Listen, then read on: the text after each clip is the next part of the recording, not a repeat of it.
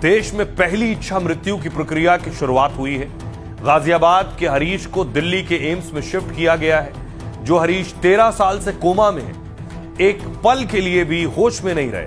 13 साल से बिस्तर पर पड़े रहने से उनके शरीर पर गहरे घाव हो गए। अपने बेटे को ऐसा देखना उनके माता पिता के लिए भी बहुत मुश्किल हो गया। उन्होंने सुप्रीम कोर्ट में अपने बेटे की इच्छा मृत्यु की गुहार लगाई। अदालत के फैसले के बाद हरीश की जिंदगी के अंतिम सफर की तैयारी है।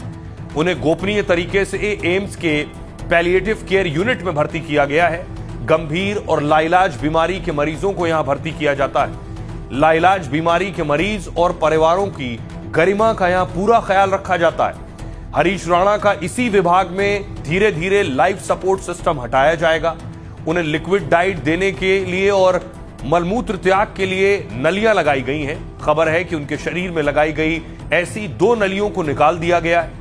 धीरे धीरे हरीश को पूरी तरह सामान्य शारीरिक अवस्था में लाया जाएगा और डॉक्टर कोई नई दवा भी उसे नहीं देंगे और जिनके सहारे वो जिंदा हैं उन्हें हटा देंगे। इसके बाद जितने समय तक प्राकृतिक रूप से सांसें चलेंगी वो जिंदा रहेंगे। हालांकि इसके लिए कोई तय समय सीमा नहीं है कि कब तक ये होगा और फिर मौत होने के बाद हरीश की डेड बॉडी परिवार को सौंप दी जाएगी। हरीश के परिवार ने उनके अंगों को दान करने की इच्छा जताई है, तो डॉक्टर्स की टीम पहले सभी अंगों की जांच करेगी और ताकि मौत के बाद हरीश के कौन कौन से अंग काम आ सकते हैं, उन्हें किस में रिप्लेस किया जा सकता है, ट्रांसप्लांट किया जा सकता है, डॉक्टर्स उस पर देखेंगे। भाई अब आपको बताता हूं हरीश राणा के माता पिता क्या कह रहे हैं। हरीश को एम्स ले गए हैं। मां के चेहरे पर सन्नाटा है। कुछ बोलती हैं तो मां फपक कर रोने लगती हैं। वो कहती हैं कि कौन मां बाप बच्चे को इस स्थिति में ले जाना चाहेगा। जिसने अपने बच्चे को जन्म दिया, पाल पोस कर बड़ा किया है, उसकी देखभाल करने में उस मां को कैसे कोई कष्ट हो सकता है। दुख तो इस बात का है कि उसने कभी दर्द तक नहीं बता पाया। वो सुबह शाम जब मैं उसकी मालिश करती थी तो घर के किस्से सुनाया करती थी। कई बार घंटों तक बस इंतजार करती थी एक बार पलक झपके, ताकि मुझे लगे कि उसने सब कुछ सुन लिया है। वो कभी उबासी लेता था, कभी छींक आती थी तो हमें सुकून मिलता था कि हमारा बेटा हरीश अभी जिंदा है। हम यही चाहते हैं कि हमारा बेटा जहां भी रहे, जिस परलोक में रहे, हमेशा हम उसे भूल नहीं पाएंगे। पिता कह रहे हैं 13 साल में हमने जो देखा वो किसी को देखने को ना मिले। इतने सालों में हरीश ने बिस्तर पर जो समय काटा है वो नरक जैसा है। वो न बोल सकते हैं, न हिल सकते हैं। बिस्तर पर उसे जख्म तक हो गए। हरीश को सांस लेने, खाना खिलाने, शौच तक नली लगाई गई है।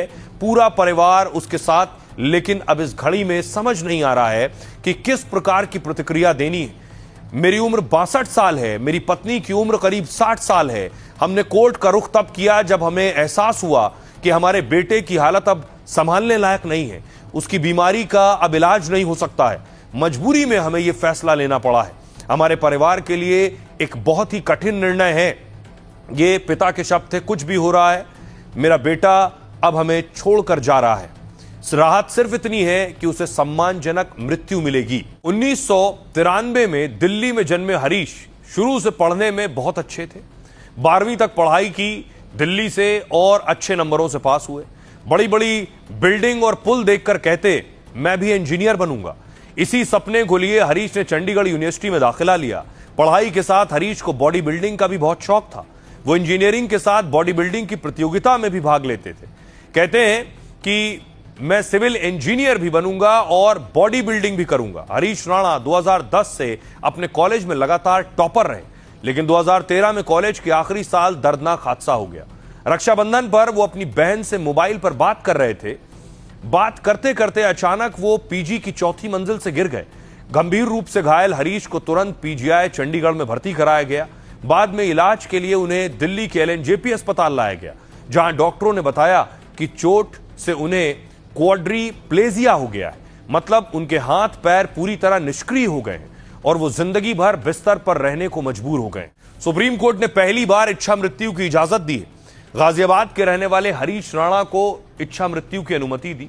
हरीश के माता पिता ने सुप्रीम कोर्ट में याचिका दी थी और परिवार के मुताबिक बेटे के इलाज के लिए अपनी संपत्ति तक बेच दी परिवार ने। लेकिन अब आर्थिक बोझ बढ़ता जा रहा है, साथ ही बेटे की तकलीफ भी देखी नहीं जाती है। हरीश को जिंदा रखने के लिए बाहरी लाइफ सपोर्ट दिया जा रहा है। वो ना कुछ बोल सकते हैं और ना ही महसूस कर सकते हैं। हरीश पूरी तरह से फीडिंग ट्यूब पर निर्भर है, वो वेंटिलेटर सपोर्ट पर निर्भर है और रिकवरी की कोई गुंजाइश नहीं है। माता पिता ने 3 साल पहले कोर्ट से इच्छा मृत्यु मांगी थी। जस्टिस जेबी पारदीवाला और केवी विश्वनाथन ने फैसला सुनाया। फैसला सुनाते समय जस्टिस पारदीवाला भी रो पड़े। यह हमारे लिए मुश्किल फैसला है, लेकिन इस लड़के को यूं अपार दुख में नहीं रख सकते हैं। हम उस स्टेज में हैं जहां हमें आखिरी फैसला लेना होगा। सुप्रीम कोर्ट ने हरीश के परिवार की जमकर तारीफ की। परिवार ने हरीश का साथ कभी नहीं छोड़ा।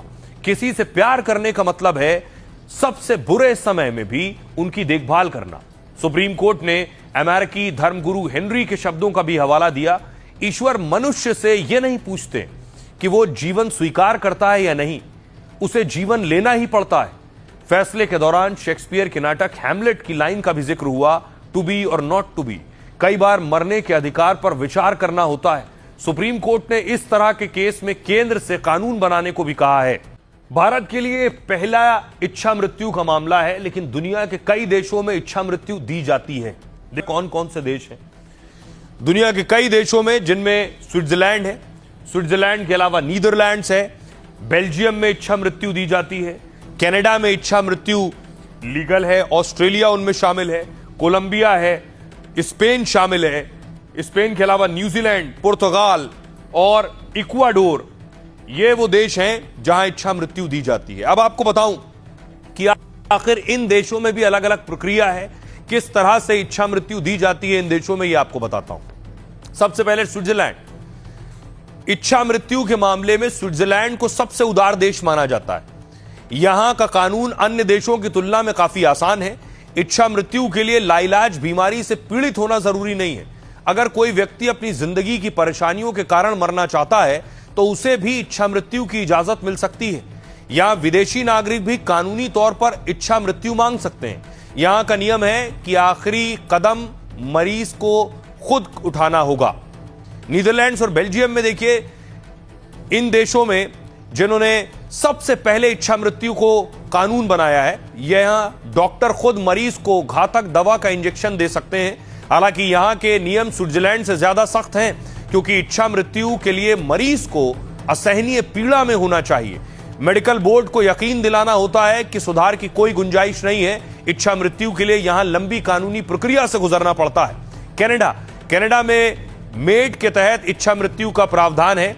अगर कोई व्यक्ति लाइलाज बीमारी या असहनीय दर्द से पीड़ित है तो उसे इच्छा मृत्यु की इजाजत मिल सकती है। यहां डॉक्टर द्वारा जहर का इंजेक्शन लगाया जा सकता है। इस प्रक्रिया को एक्टिव यूथेनेशिया कहा जाता है।